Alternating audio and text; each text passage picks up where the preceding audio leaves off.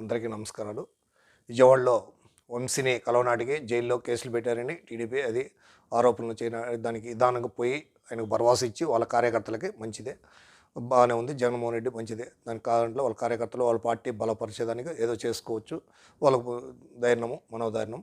తర్వాత మాట్లాడటంలో వీళ్ళు ఎదుగుతుంటే కొడాలని వంశీ ఎదుగుతుంటే చంద్రబాబు ఓర్చలేదన్నారు. ఓర్చలేకపోతే నువ్వు ఆ రోజు మంత్రి పదవి ఇచ్చి అమ్మడే పీకి ఎందుకు పీకావా? తర్వాత నీ సామాన్య వర్గాలకే ఫుల్గా సామాన్య వర్గం అంటున్నావు, ఎదగనీయట్లేదు అంటున్నావు. నీ సామాన్య వర్గానికే మొత్తం పెద్దపీట వేసి మినిస్టర్లు ఇచ్చావు. తర్వాత ఒక మాట మాట్లాడటంలో ముందు ఆలోచించాలి, వెనక ముందు. నీలాగా దౌర్జన్యం చేసి ఆ రోజు పడితల రవిని చంపలేదు, నువ్వు ఇలాగా రౌడీజం చేయలేదు.